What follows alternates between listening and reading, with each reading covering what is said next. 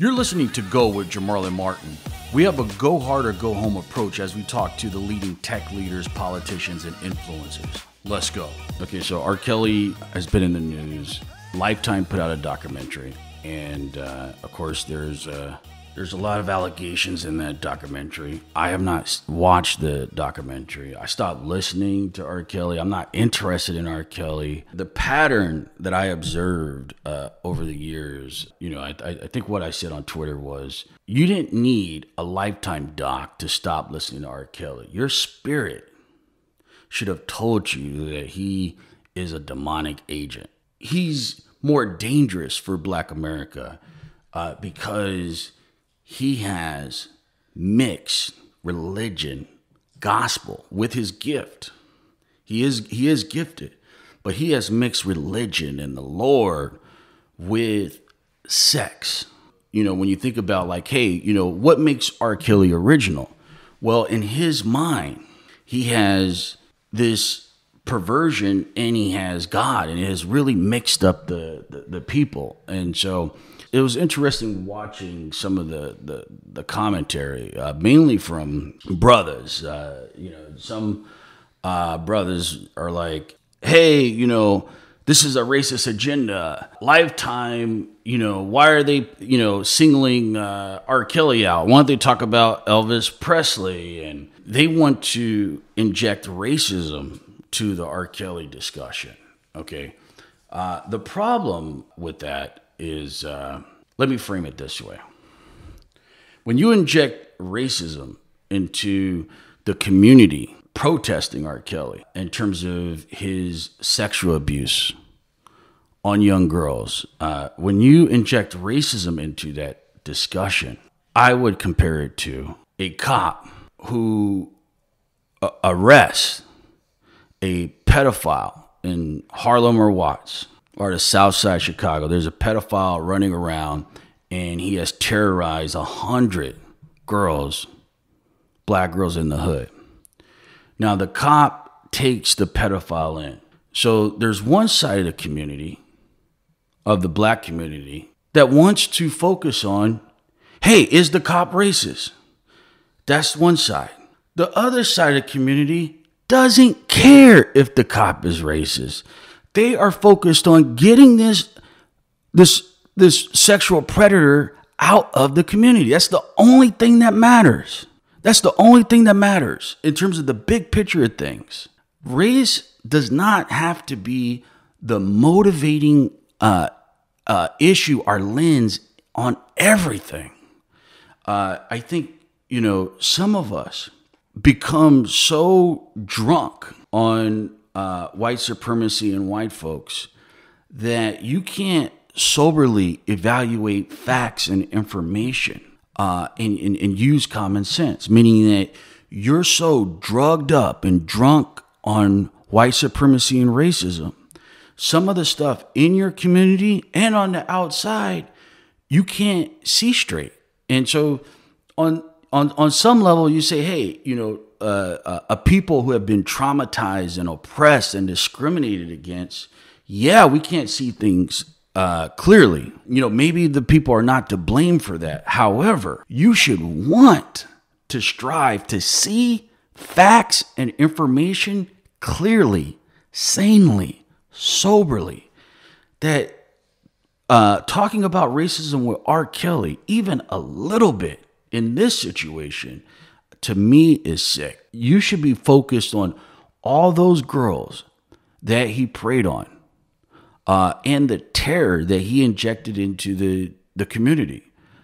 This is not someone who made a mistake or did something when he was younger. This is a person who has committed himself in life to terrorizing Black women, Black girls. I would frame this as, some of our people drugged up and so drunk on white supremacy and racism. And of course, this should be a priority in our community, but you need to think clearly. You need to be able to evaluate a situation without injecting white folks. We want the predators out the community, regardless of whether they're catching their predators in their community. It doesn't matter. We want the predators out the community. That's it. It doesn't matter if he's letting his predators go. We're not defending and protesting for predators. That's not what we're trying to do here. Similarly, in terms of this flawed thinking and drunkenness in the community, Jasmine Barnes was gunned down in a car in Texas. The young girl was murdered. Her mom survived. And the community got really riled up because the initial reports said that the gunman was white. And so, you had some of our people banging against each other saying that, hey, why aren't you talking about Jasmine Barnes? Why aren't you talking about this white killer who killed Jasmine Barnes? And so everyone's talking about Jasmine Barnes and everyone's really, really, angry. Like, hey, you killed Jasmine Barnes. White folks, let's go after him. Why does this keep happening? And the facts come out. And Jasmine Barnes was killed by a black man. The black man is murdering people every day across America. Regardless of what white folks are doing, the bottom line is we are murdering each other. That's the facts. 9 out of 10 times. We are murdering each other. We don't have many of us don't have a knowledge of self. And we're sick, and we're killing each other. And so the protests should not stop, or the caring and the love that you show for Jasmine Barnes and the loss of that life, it shouldn't flip so quick whether it's a white man killing her or whether it's our own killing again. The emotions should not flip so fast where everyone stops talking about the loss of that life because it was someone who looked like you or someone from your community who took that life. And so this is flawed thinking in our community that we gotta love each other. We gotta embrace the value of our lives, not in every single case according to its association with white supremacy and white folks. Independently, there's certain things that need to matter independently of how white folks operate. Some people may say, hey, you're trying to get white folks off the hook. No, you can bang against white supremacy. You can go after white supremacists. You can criticize white supremacists. But at the same time, the energy that you put out, it shouldn't be, you put so much energy on white folks and white supremacy that there's nothing left in the tank for your own household, for your own community, to lift your own community up, to protect your community, to care about your community, to love your community. All that energy you're pushing on banging against white folks, what I see, some people, they don't have anything left in the tank, in terms of caring about us murdering each other. So another thing I wanted to talk about with flawed thinking is Donald Trump and Mueller. So there's thinking in our community that, hey, black people should not be keeping for the FBI and the feds to take down the Trump family because of what J. Edgar Hoover and the FBI have done, spying on us, booby trapping our political movements.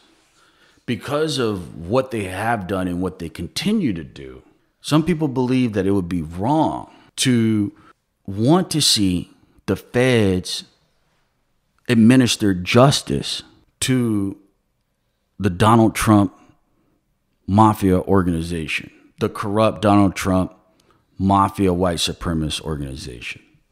And again, this flawed thinking is you examine everything based on this kind of lens where, I can't look at this situation where, hey, there's a corrupt organization, a corrupt white supremacist organization. These people have discriminated against our people. These people are spiking the white supremacist attitudes against our brown brothers and sisters, against Muslims. This organization is a white supremacist organization, the Trump organization, the Trump family. Not only that, it's one of the purest manifestations of white privilege. Essentially, you're born into wealth. You get by with corruption, crime. People give you a pass in part because you're white. You've been born with money. They're going to look the other way. And so for this clear example of the corrupt white supremacist establishment in the United States, this symbol in the White House, one, I think it's a good thing. Some of the issues that we've have been talking about for decades, it's manifested in the MAGA and the Trump movement for the world to see. We've been saying this stuff, but here, look at all these people voting and supporting this guy. We've been saying that, hey, America is more racist than you think, a lot more racist than you think. So there's a thinking in the community where I don't want to talk about Trump or MAGA because the FBI and the feds are going after him. The thinking is because we were abused by the FBI and in relationship with Africa, the CIA, you don't want to see those departments administer justice to Donald Trump. And what I'll say about that is some folks believing that wanting to see justice being administered to Donald Trump and the corrupt white supremacist MAGA empire, wanting to see justice administered like it's administered to us, that is not a Negro position. Hopefully, you are banging for freedom, justice, and equality. I'm going to say it again. Hopefully, you're banging for freedom, justice, and equality. If you're for freedom, justice, and equality, to see justice being administered to Donald Trump for the decades of corruption, decades of criminality, for you wanting to see justice administered to him and anybody, that would be consistent with wanting to see freedom and justice applied as it should be applied. This thinking that we should, because of what the FBI and what the CIA has done in Africa, we should be on the side of Donald Trump. And there's a lot of people in our community where, you have become trained to go on the criminal side. Essentially, when the police or the feds or the CIA has lined up against the criminal, there's been so much abuse, you may have developed a gravitation to defend the criminals. And so this is not a situation where I don't think anybody can claim that you believe in freedom and justice and equality and you're supporting Donald Trump, or, hey, you don't want to see the feds take out Donald Trump.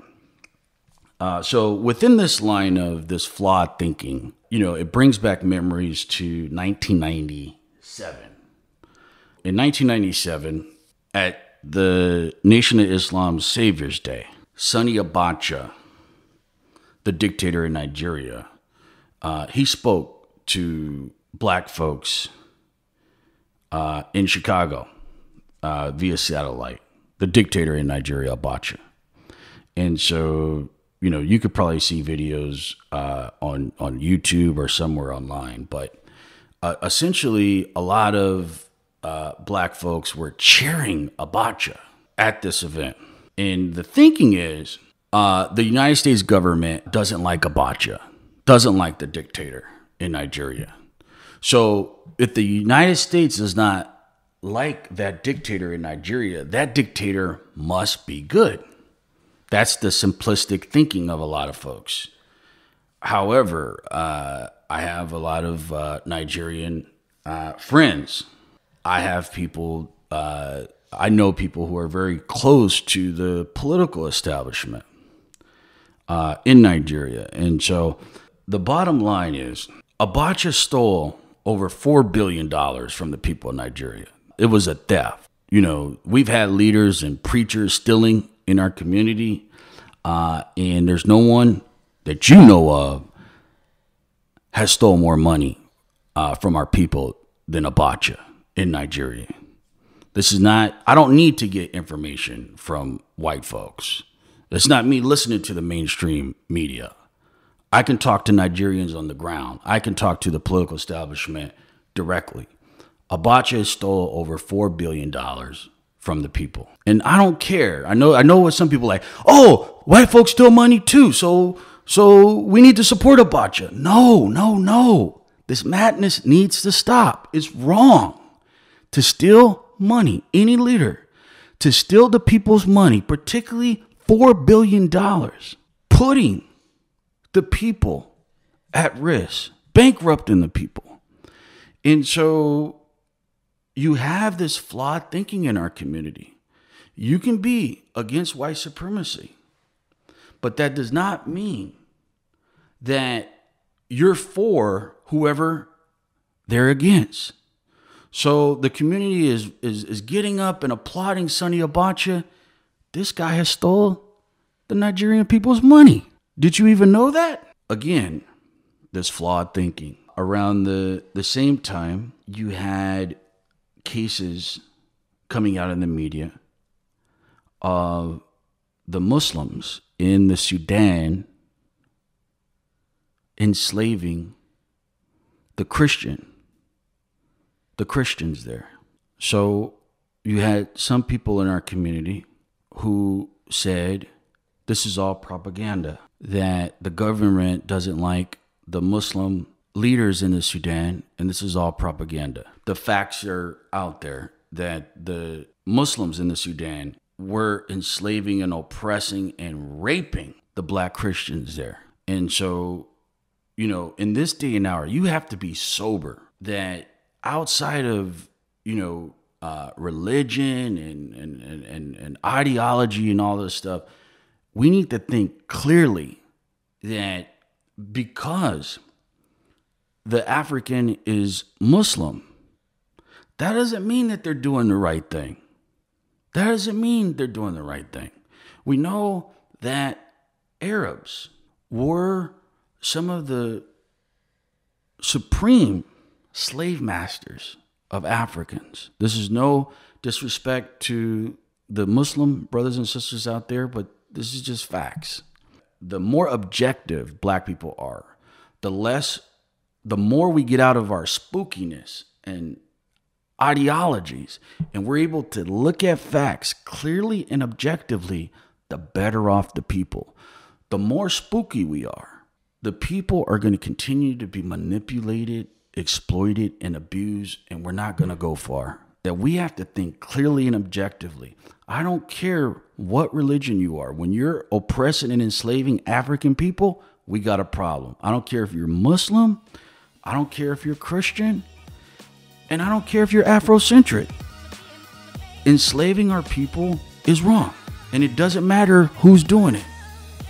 Thanks everybody for listening to Go. You can check me out at Jamarlin Martin on Twitter, and also come check us out at Moguldom.com. That's Moguldom.com. Be sure to subscribe to our daily newsletter. You can get the latest information on crypto, tech, economic empowerment, and politics. Let's go.